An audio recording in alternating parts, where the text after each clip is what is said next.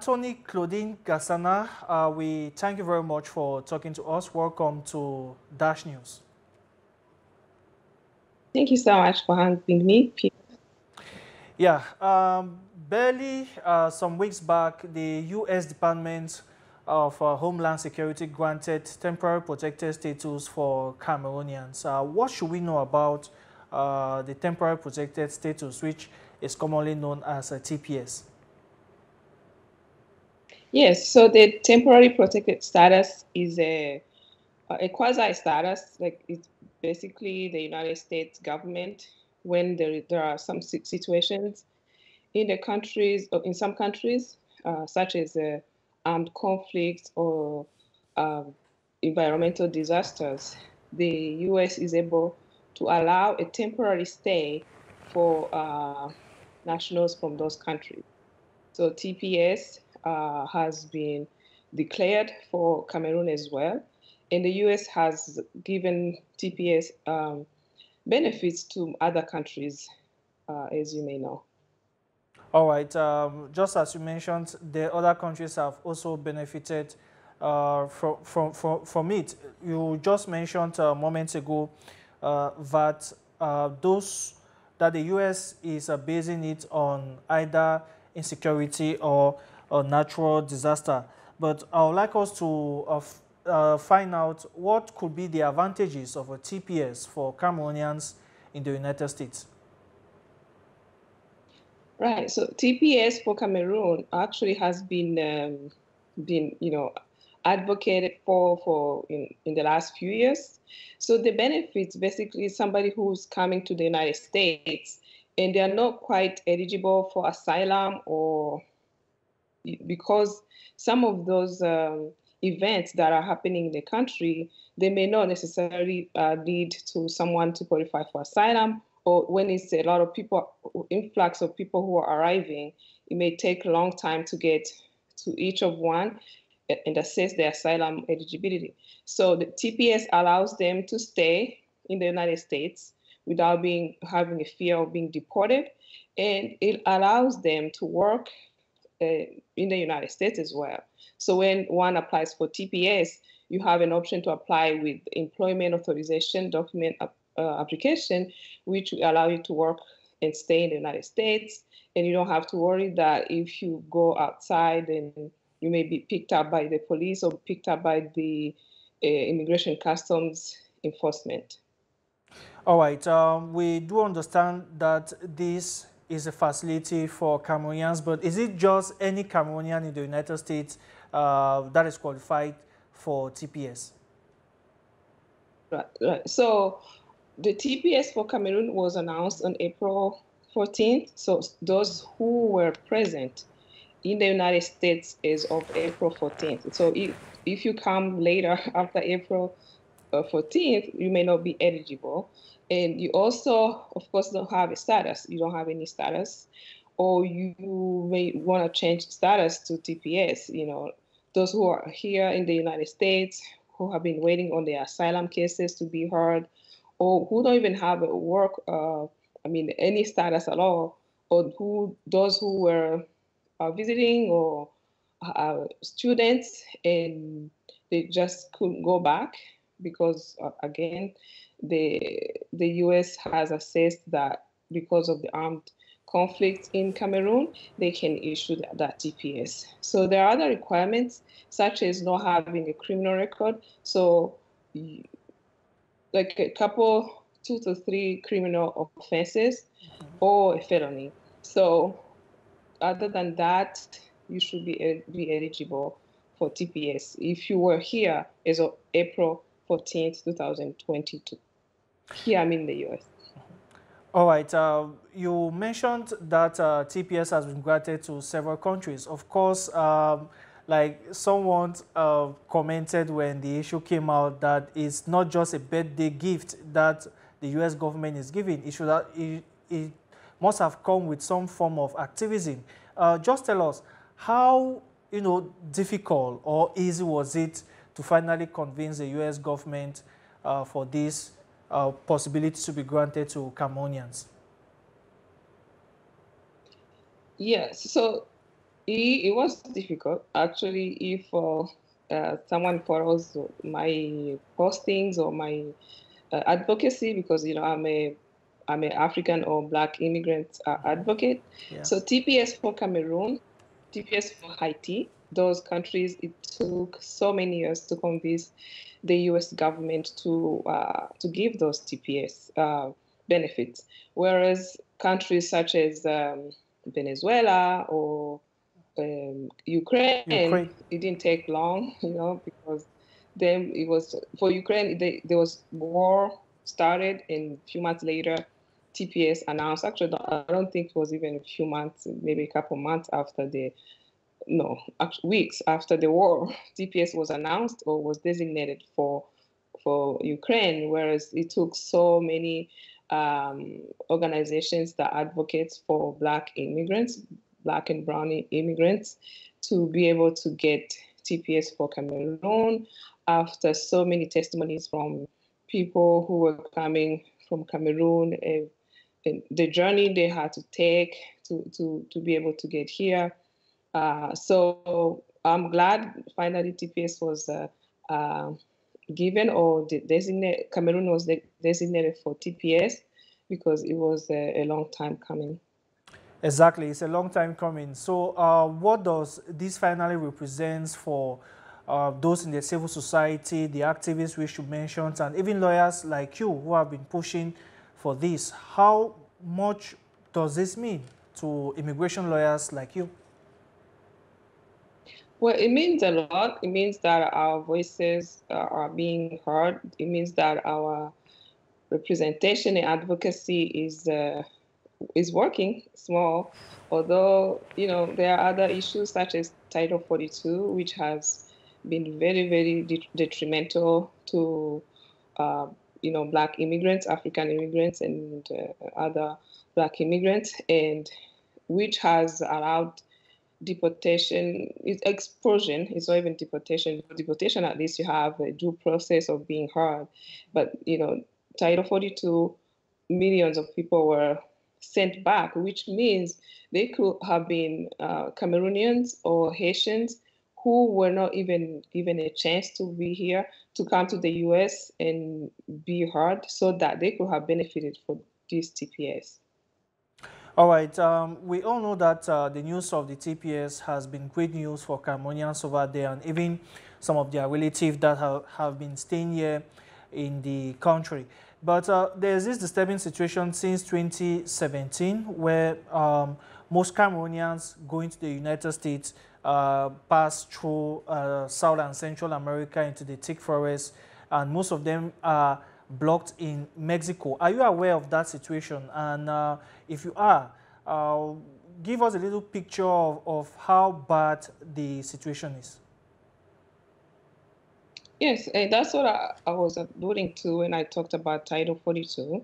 It is true that when the former president of the United States came into power, he put into I guess effect a policy of remain in Mexico.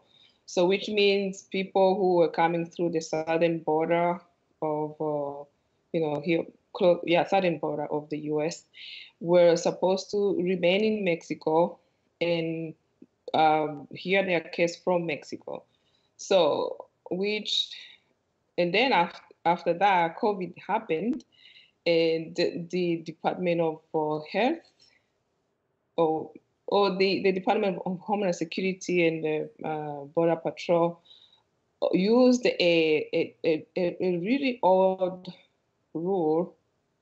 It's called Title 42, which is the title, it's a law in the health, um, like for health reasons, right? Like this, the Secretary of Health can limit the entry of people who they deem may cause public health issues. So they exposed, like they limited people based on that title, and most of them, like you said, were from not only Cameroon, they were from Haiti, they were from those other countries in the Americas, and millions of people were exposed. Like it's not even they were expelled.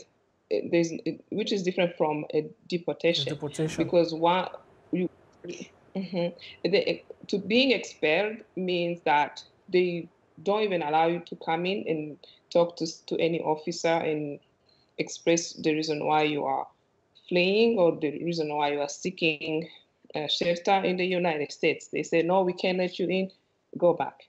So that has caused a lot of, people not being able to be heard. And the journey to get to the United States, it was hard for all of them.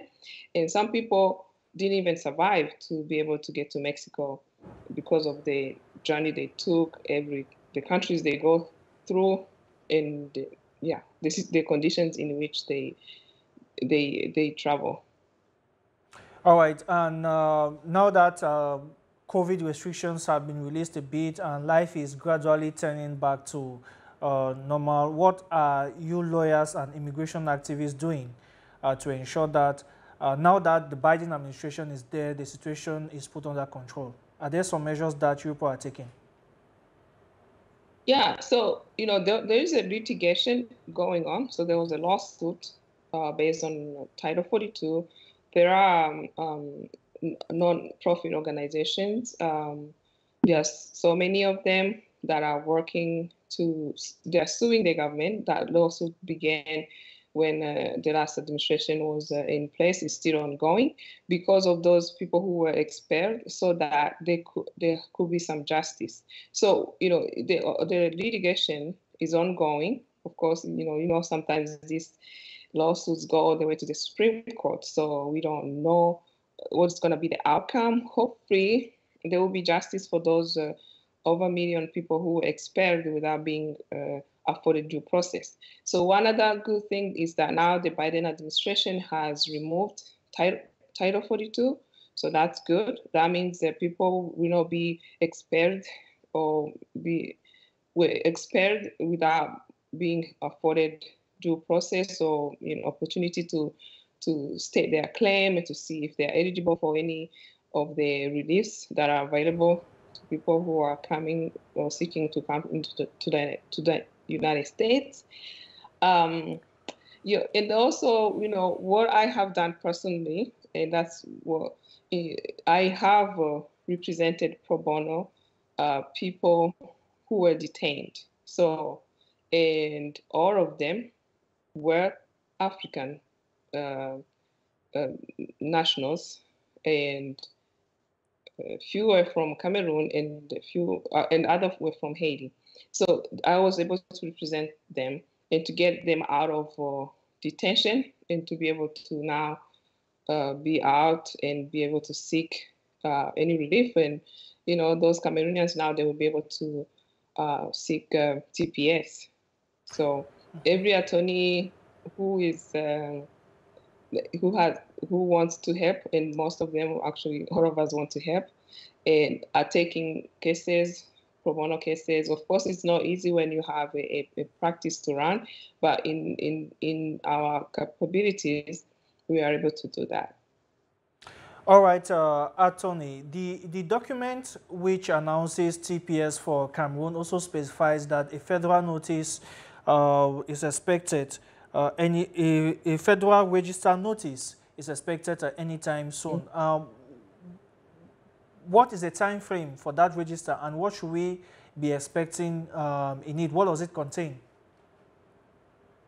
Right. So how this TPS program comes into effect? First, the Department of Homeland Security is part of it's a section of the executive branch. The president's under the president's authority.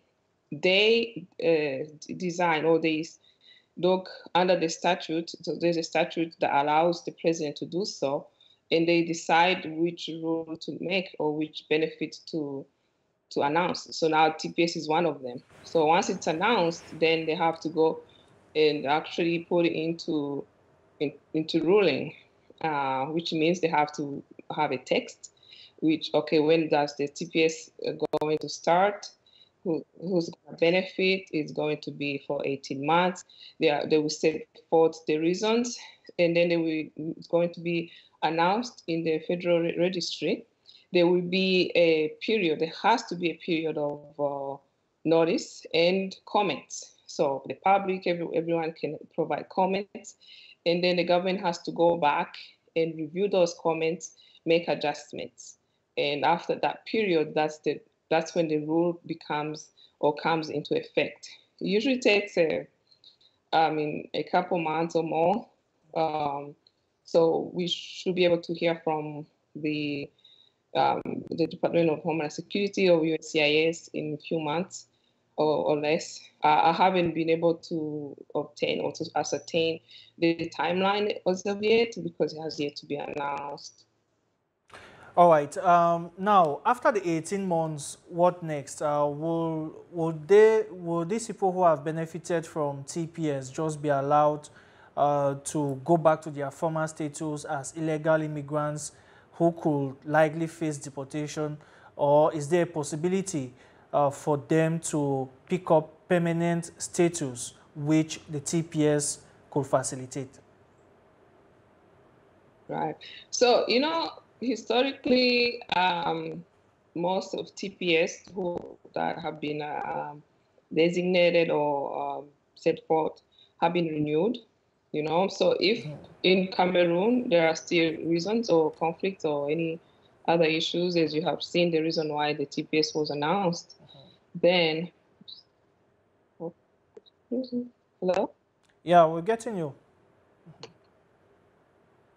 Okay, you get me? Okay, sorry. Yeah, we're I thought getting I you. was not. Okay, so if the reasons for which the TPS was designated in the first place still exist, most likely the TPS will be renewed. So there'll be another period of extension. So people then they have to extend their TPS and also, of course, extend their work permit application.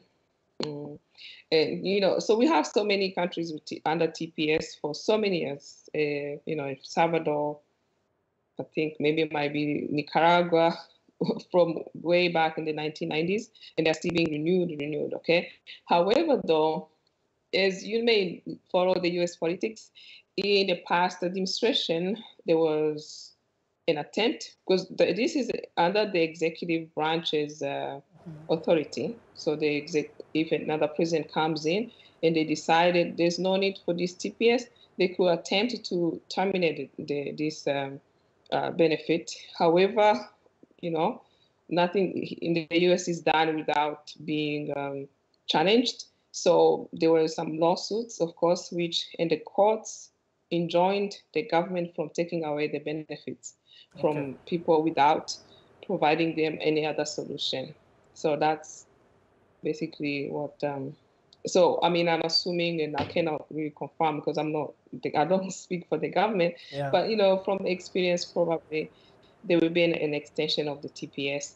As if TPS allows any other benefit, that's no by itself, not unless you have other underlying, eligibility for any other status. You may be able to change status to that status. All right, okay. Now, you just mentioned that as part of the TPS program, there is the employment authorization document, which permits these candidates to work in the United States hitch-free with no problems. Can you throw more light on that? And how do you receive news about the extension for up to 540 days? Right. So yes. So TPS, if you don't have work authorization, you can apply for work authorization with your TPS application. So, and then you'll be given the validity period of 18 months or sometimes 2 years, which means before you have to be able to, if you don't have an attorney, you are doing it on your own, you have to be able to maybe put a reminder in your calendar to not only extend your TPS, but also extend your work permit. So the 500 days you are referring to, that's a separate that could be also, for in case your work permit based on TPS has expired, and you are applying for a renewal of your work permit. So now what has been the case in the last couple of years because of COVID, even before COVID, because the backlog, the work permit usually used to take 75 days to 90 days to be approved. Either be an initial application or extension. So, but especially for extension, because when somebody applies for an extension of work permit, they are still working. So you have a job, and your employer needs to be able to see that you're authorized to work. So when the application to renew your work permit or to extend your work permit is pending for so long, some people were being laid off. So what the government has done to try, because they have so many applications for work permit, I don't know, and they don't have enough officers, I guess, to review those. First, they say, okay, once you apply for your extension, we will issue a notice, which will say on the notice that your current or your expired work permit is extended for an additional 180 days. So then you could take that notice to your employer and say, even if my card is expired, this notice extends it for another 6 months, right? And you could also take it to the driver's license authority to renew your driver's license. However, though, now it's taking longer than 180 days to even process those extensions. So now that's when the government came back and said, okay, from now on, first, they say once they renew your work permit, or once they give you an initial work permit, they give it for 2 years. That will allow people, okay, not to keep renewing their application every year. So that was a solution. But that solution was not enough, because then those who apply for an extension application, and it's taking over 180 days, and then that extended period also expires before you get a new card. So that's when they came back a few weeks ago, maybe a week ago, don't remember, and they extended for an additional 360. So if right now you have a work permit that has expired and you have a pending renewal application of your work permit that gave you 180 days, there should be another 360 days. Or if you apply for a renewal of your work permit today, you will get extension notice for 540 days. So what we haven't figured out, because all this comes every week, really, sometimes every day, is whether they will issue new notices of receipts, because those who have their receipt notices, they already have 180 days. Or if they will do in another way, they can do it is to go.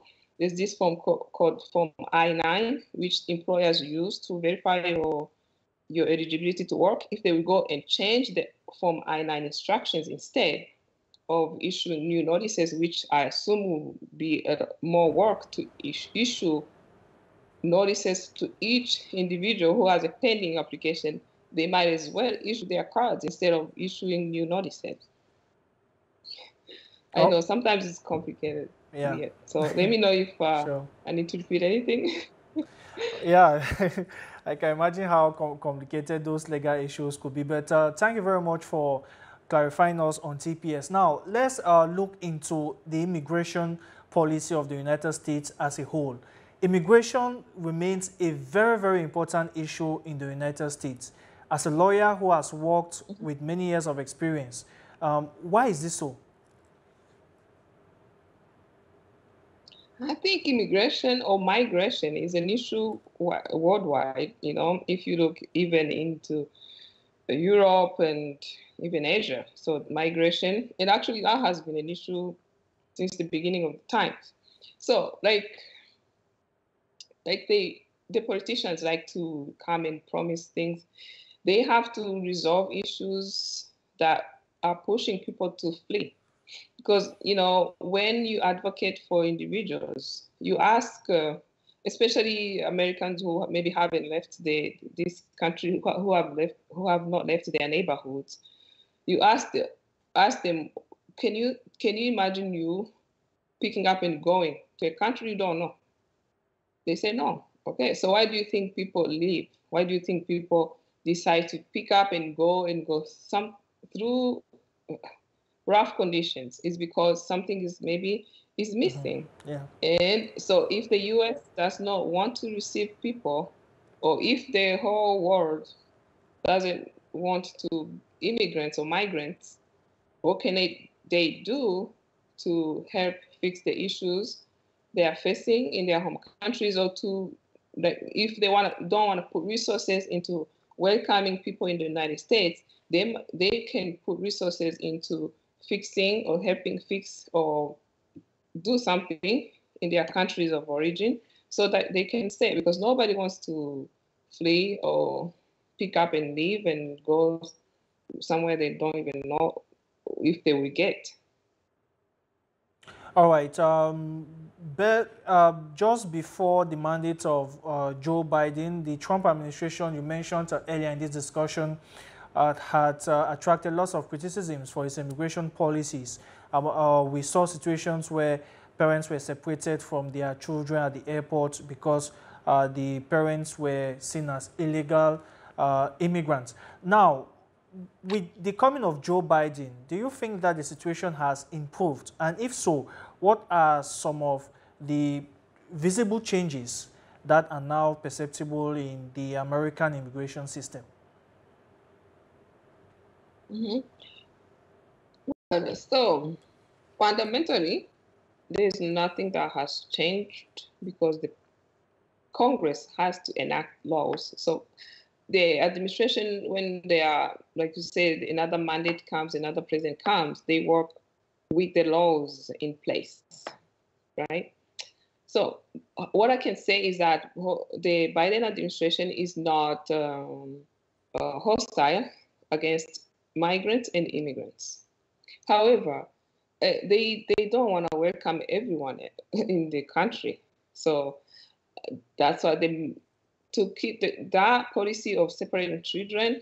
I mean, that was even the lowest even for Trump. So that was really wrong. But again, we had Title 42, which the Biden administration continued until recently, right? And that was also a horrible policy. We had the Remain in Mexico policy, which the Biden administration tried to get rid of, but they were sued by the governors in, even my state, and the court reinstated that program. So, which means another thing too. So, they are trying to get rid of the backlogs in the courts, but the way they are going about it may create other problems in the future. So, there has to be a comprehensive and fundamental change in the immigration system, which will include, like I say, talking to those countries. Like, don't think people who come here in the United States, they are mostly from Cameroon or Haiti or Africa, everywhere else in Africa. Most of them come from South America or Latin America. Yeah. They have to fix problems there, because I believe, as I hear, that there used to be issue of migration from Mexico, and they were able to fix it. Now we don't have really that many people from Mexico fleeing to the United States, so they can fix the issues there of corruption and like systems that don't work. They can help. They can give incentives to people to stay there in their countries and work instead of coming here. That would be the maybe the long-term sustainable solution. Another solution is to make the immigration courts independent instead of being under the Department of Justice. Because when a judge is independent, they get to make a decision to dismiss cases that should not be on their dockets. They get to make a discretional decision because they have larger authority. They don't have to worry about to meet a quota, because the judges had a quota to meet under the Trump administration. This Biden removed that pressure off of them. But so there are so many. They are trying, really trying.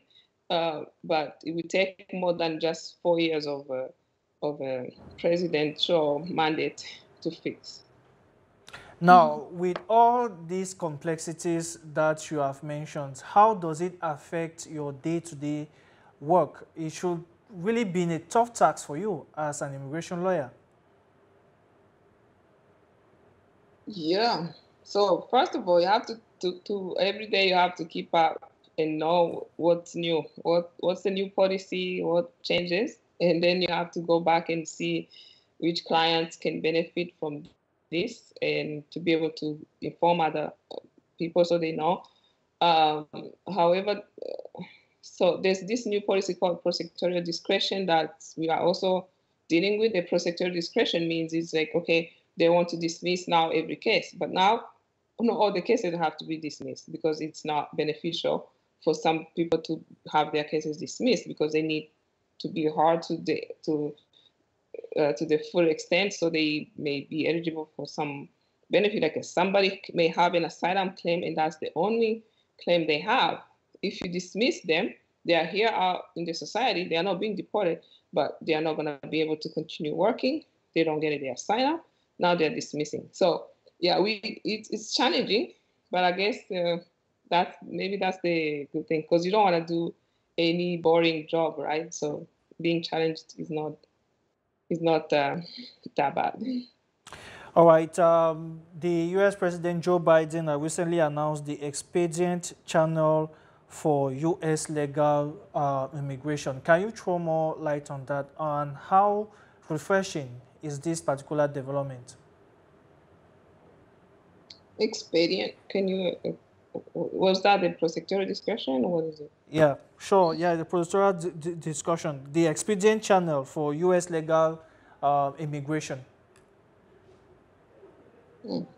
So if that's the prosecutorial discretion, that's what I was saying. Yeah. So because, like I said, the president does not have a power to enact any laws.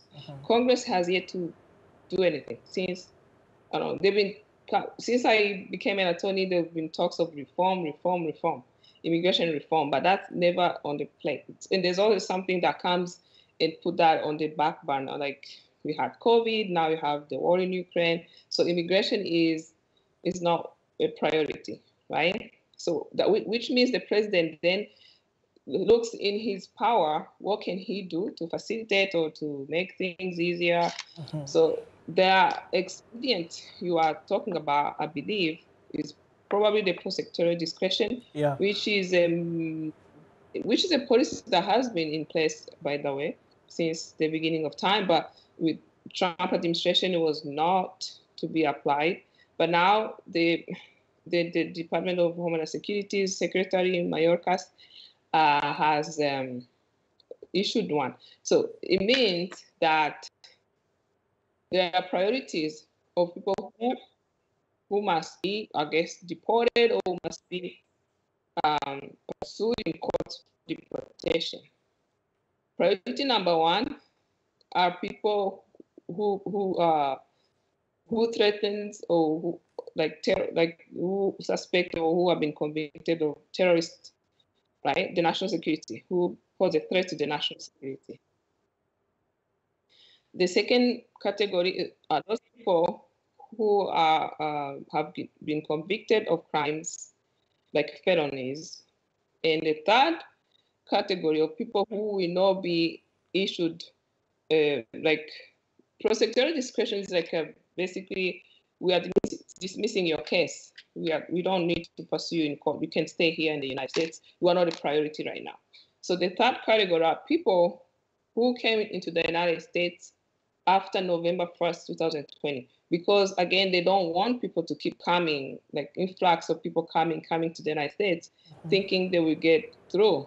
So they are discouraging them to come by saying, if you arrived in the US after November 1st, 2020, we will prosecute you in court if you don't have a valid claim of asylum or any other relief, you will be deported.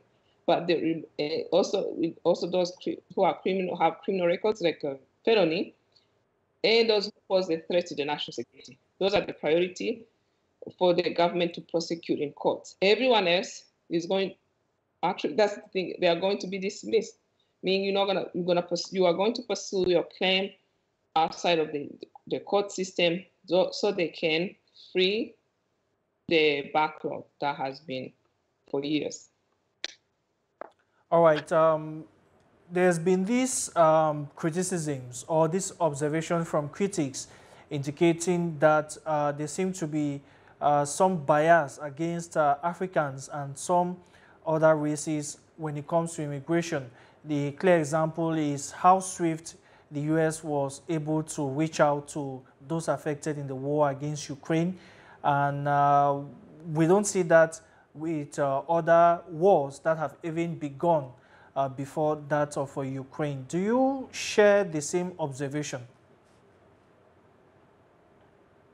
See, I think, you know, I try not to be, so when you're an attorney, I don't like to be, to use my emotions to, I guess, to assess the situation. Yeah. So what I can say is, if you see the war in Ukraine, and then compared to perhaps, you know, whatever conflicts are happening in our African countries, or even in those South American countries, I don't think you can compare, right? Yeah, sure. However, though, now I go back to the disaster that happened in Haiti, earthquakes, and then the president was assassinated. I didn't see you know, like the same exercise, like I said, because they were, even those who are coming, they're sending them back. So yeah, I can see where people are coming from when they say there's a double standard and there's a preferred, I guess, immigrants. I can see that, but also not to lose, I guess, the circumstances under which they're coming. You know, different countries are. Yeah. All right. This last question before we go: why is it important for you as an immigration lawyer for the authorities to make immigration workable for everybody? I mean, it's so that everybody is afforded fair and justice and due process of the law. I mean, because if you make a decision, or these decisions that are being put into place, that are being thought through, some people will fall through the cracks, like the title for to really, like, over 1 million people expired. There could be people who went back and were killed, and then you have this remain in Mexico, people who remain in Mexico. Mexico is not even a safe country per se. And then you have this prosecutorial discretion, which is welcome to some cases, in most cases, but then it's being applied to all the cases. So, I mean, it's very important to not make maybe a rash decision, but to study, like, what can be done, and also to engage Congress, you know, so that they can make it a priority to have a reform of the immigration laws. All right, Attorney Claudine Gassana, the founder and chief executive officer of Gassana Law Firm, thank you very much for talking to us on Dash News. Thank you so much, Peter. I do appreciate that. All right. And to you, televiewers, it was a pleasure being with you on this edition of the program. Until next week, same time for a fresh edition of the program. It's bye-bye from Douala. Take care. Yeah, bye. Yeah.